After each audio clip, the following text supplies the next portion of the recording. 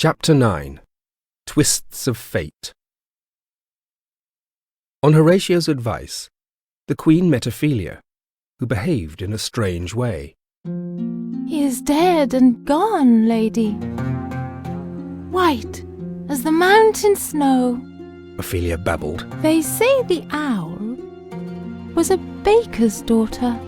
Lord, we know what we are, but don't know what we may be."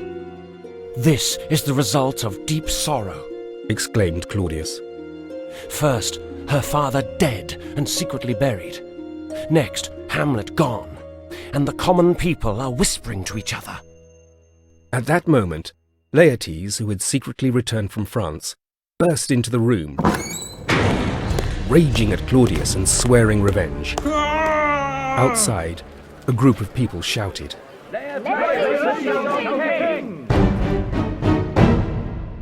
"You evil king! Give me my father!" shouted Laertes. "I am not guilty of your father's death, but truly sad for it," said Claudius, trying to calm him.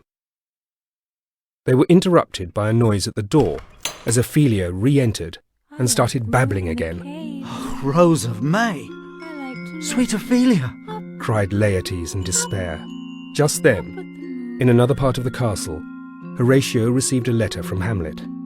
It read, "My dear Horatio, take the sailors to the king, as they have letters for him too.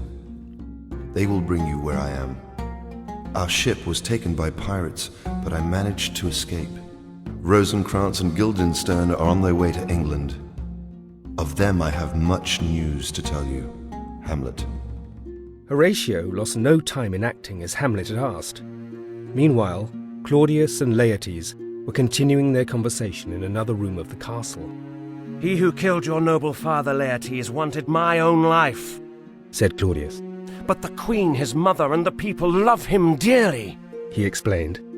"Therefore, punishing him would make them upset. I cannot fight their great love for him." At that moment, a messenger with letters entered, and Claudius was informed about Hamlet's return to Denmark. Although he was surprised at first, he finally thought this a good opportunity for Laertes to take his revenge. "Remember how jealous Hamlet was of you once for being a better swordsman than him," said Claudius. "Challenge him to a duel where you will choose a sharpened sword and he a blunted one." "And to be sure, I will poison my sword," said Laertes, agreeing with the king's idea. "so that, even with a slight scratch, Hamlet will not escape death." "And even if he escapes your poisonous hit," added Claudius wickedly, "when he feels hot and dry and asks for drink, I will have prepared him a poisoned one." Their evil plans were interrupted by the Queen, who came running in. "One tragedy follows another so fast. Your sister has drowned, Laertes." "Drowned? Where?" said Laertes, horrified. "There is a willow tree by the river where Ophelia climbed to hang her flower garlands when a branch broke and she fell down into the river. Her clothes, heavy with water, pulled the poor girl from her melodious song to death." At this tragic news, Laertes burst out of the room in a rage.